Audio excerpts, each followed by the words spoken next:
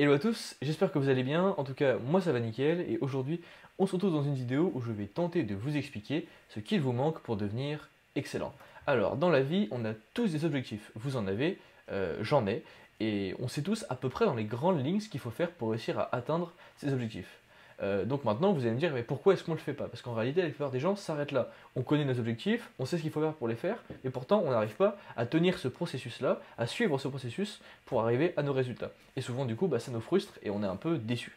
Et on n'arrive pas à exploiter notre plein potentiel. Et la réalité c'est qu'en fait ça c'est dû à une chose qui s'appelle l'identité. L'identité c'est ce que vous êtes, c'est ce qui vous définit, et c'est défini par énormément de choses, mais notamment ça va être notamment défini par votre habitude, par vos habitudes de vie quotidienne, par votre manière de réfléchir et votre manière d'agir. Et donc le but aujourd'hui dans cette vidéo, ça va être de voir comment est-ce que vous pouvez développer et améliorer votre identité pour pouvoir réussir à suivre plus facilement les processus qui vous mèneront à vos objectifs. Alors dans cette vidéo, on va voir d'abord qu'est-ce que c'est qu'un système et à quoi ça sert. On va voir après pourquoi est-ce que c'est vachement dur de créer un bon système, et on finira par voir un petit peu à la fin de cette vidéo comment justement on peut créer un système super efficace. Alors déjà c'est quoi un système? La définition que vous trouverez sur Google, c'est un ensemble dont les éléments sont coordonnées. Ici, les éléments, ça va être du coup, comme je l'ai dit, les habitudes de vie, ce que vous allez faire au quotidien. Et donc on va essayer de faire deux choses. On va essayer tout d'abord d'améliorer ces habitudes, c'est-à-dire de créer des fondations saines sur lesquelles on pourra construire plein de choses. Et on va essayer aussi de coordonner ces habitudes, c'est-à-dire qu'on va essayer de les faire cohabiter sainement pour éviter d'avoir des conflits internes entre certaines habitudes qui pourraient mener tout simplement à quelque chose de pas durable. Donc là, on va essayer de les faire cohabiter sainement, ces habitudes, pour avoir quelque chose de durable.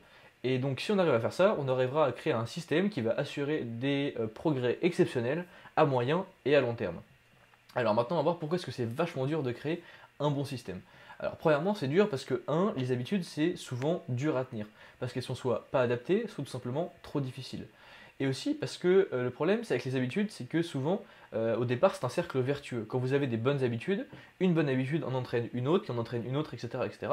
Et c'est donc un cercle vertueux. Mais ce cercle vertueux, comme un château de cartes, peut très vite s'effondrer et se transformer en cercle vicieux. Vous allez arrêter une petite habitude ou rater une habitude un jour, et puis ça va entraîner une mauvaise autre chose, qui va entraîner quelque chose de mauvais, etc. etc. Et pour finir, tous vos efforts vont être réduits à néant rapidement, et ça peut être un gros problème. Et ça explique pourquoi est-ce que 99% des gens qui essaient de créer un système, consciemment ou non, n'y arrivent pas et vivent frustrés. Et donc on va voir comment est-ce qu'on peut réussir à résoudre tous ces problèmes pour essayer de créer un système qui sera super efficace. Alors premièrement, première étape, on va essayer de créer des habitudes qui seront solides et de déconstruire les mauvaises habitudes. Alors, une habitude, qu'est-ce que c'est, pour être un peu plus précis? Une habitude, c'est une association forte entre un signal, ça peut être un signal visuel, ça peut être un signal temporel, une heure, un lieu, ça peut être quelque chose que vous voyez, quelque chose que vous sentez, je sais pas, enfin bref, plein de choses. C'est une association forte entre un signal et une réaction. C'est-à-dire que dès que vous avez un signal, comment vous allez réagir à ce signal-là et qu'est-ce que vous allez faire? Ça, c'est une habitude. Et donc, il y aura du coup une habitude, c'est un lien entre le signal et la réaction. Et plus le lien est fort, plus l'habitude est forte et dure à arrêter, qu'elle soit positive ou négative. Donc le but va être de deux choses. De un, de renforcer des liens positifs entre des signaux et des réactions qui sont du coup positives, et de déconstruire petit à petit les liens négatifs, les liens qui sont du coup plus embêtants et qui vont vous emmener dans un cercle vicieux au fur et à mesure. Alors, vous avez sûrement dans votre vie des liens négatifs qui existent et qu'il va falloir du coup déconstruire petit à petit. Vous pouvez le faire de plusieurs manières. Ça peut être soit en créant une habitude positive pour remplacer une habitude négative. Je sais pas, par exemple, si dès que vous vous levez le matin, vous passez trop de temps sur votre téléphone, vous pouvez tout simplement vous dire, ok, en me levant le matin, je vais faire autre chose de sympa, mais qui sera tout simplement qui sera mieux et qui sera une meilleure habitude pour remplacer une habitude plus mauvaise. Par exemple, au lieu de vous lever et d'aller sur Instagram, vous pouvez tout simplement aller, je sais pas, checker des news ou des trucs comme ça, des trucs qui vous font plaisir, ou alors regarder une vidéo seulement que vous aimez bien particulièrement d'un youtubeur que vous suivez quotidiennement, ce genre de choses. Enfin, essayer de créer une meilleure habitude pour remplacer une habitude mauvaise, c'est souvent la meilleure manière de construire des liens forts positifs pour remplacer des liens forts qui étaient négatifs. Et donc du coup, en créant ces liens forts-là, on va réussir à avoir une série d'habitudes, mais on a toujours le problème du château de cartes. Le problème que si jamais vous arrêtez une habitude, bah souvent, celles derrière, elles vont tomber aussi, et au final, vous n'aurez plus rien, tous vos efforts auront été réduits à néant. Alors pour ça, la solution, le trick, c'est d'avoir ce qu'on va appeler une habitude principale. Une habitude sur laquelle se basent toutes les autres habitudes, et une habitude que vous n'arrêterez jamais. Alors, pour trouver votre habitude principale, il va vous falloir trois conditions. La première, il faut que ce soit une habitude qui soit fortement ancré en vous. Quelque chose que vous faites, si possible, déjà. Quelque chose qui vous paraît vraiment naturel, qui est vraiment fortement associé à vous et que vous allez pouvoir réussir à suivre sans trop de problèmes. Parce que je rappelle qu'il ne faut jamais arrêter cette habitude-là. Ensuite, il faut que ce soit quelque chose qui soit faisable facilement, pour la même raison. Sinon, vous allez avoir tendance à l'arrêter ou à trouver des circonstances qui feront que vous ne pourrez pas la faire. Et donc après, vous avez le risque que votre château de cartes, d'habitude, s'effondre. Et pour finir, elle doit servir de base aux autres habitudes. La manière de savoir si une habitude peut servir de base aux autres, c'est qu'il faut qu'elle soit une sorte de feedback loop. Ou alors qu'elle soit associée à une feedback loop. Je vais vous donner un exemple, ce sera beaucoup plus concret. Imaginons le fait, vous pouvez prendre comme habitude de base, le fait d'écrire dans un carnet, ou alors d'aller marcher. Pourquoi? Parce qu'imaginons écrire dans un carnet, vous allez pouvoir faire votre bilan quotidien de vos habitudes, ok, j'ai réussi à faire ça, j'ai pas réussi à faire ça, et puis vous allez pouvoir rapidement vous rendre compte, grâce à une feedback loop, de qu'est-ce qui a marché aujourd'hui, qu'est-ce qui n'a pas marché, et qu'est-ce que vous pouvez faire pour remédier à ça, afin d'éviter justement de voir votre château de cartes tomber au fur et à mesure.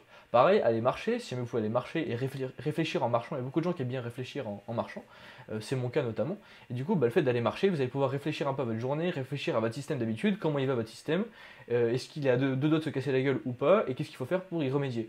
Et ça, avoir ce feedback régulier, va vous permettre d'éviter que votre château de cartes tombe et que vos efforts soient réduits à néant. Et pour finir, la dernière chose à faire, ça va être de coordonner ces habitudes entre elles. Donc là maintenant vous avez un système d'habitudes qui tient du coup sur une habitude principale forte, et donc maintenant vous êtes à peu près tranquille. Mais maintenant la dernière chose pour être sûr que votre système il soit durable et efficace, il faut que les habitudes là, elles soient coordonnées entre elles et que tout se passe bien. Alors pour ça, il faut éliminer des contradictions entre les habitudes. Imaginons si jamais vous voulez vraiment vous mettre au sport et réussir à avoir un corps athlétique par exemple, mais que vous allez manger au McDo avec vos potes tous les midis, bah il y a une contradiction et il faut la régler d'un sens ou dans l'autre, mais il faut en tout cas mettre au point cette contradiction-là, auquel cas votre système n'a tout simplement aucun sens. Il faut aussi vérifier que vous vous éloignez pas trop de votre manière naturelle de fonctionner. C'est vraiment super important. Exemple, si vous passez naturellement environ 2 heures à travailler tous les jours pour vos cours en dehors des cours, bah n'essayez pas de passer d'un coup à 8 heures grâce à un système ou grâce à je sais pas, un planning ou un truc du genre, parce que tout simplement vous chassez le naturel, et comme on dit, quand on chasse le naturel, bah, il revient en galop, donc vous allez juste vous retrouver à abandonner votre système au bout d'une semaine parce que ce sera trop dur.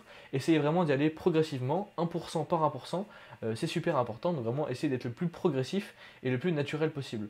Comme j'ai dit au début de la vidéo, le but c'est d'améliorer et de développer notre identité, pas d'en changer, c'est super important. Et donc le but c'est vraiment d'avoir un système qui améliore et qui perfectionne notre manière naturelle de fonctionner, et le but n'est vraiment pas de changer radicalement.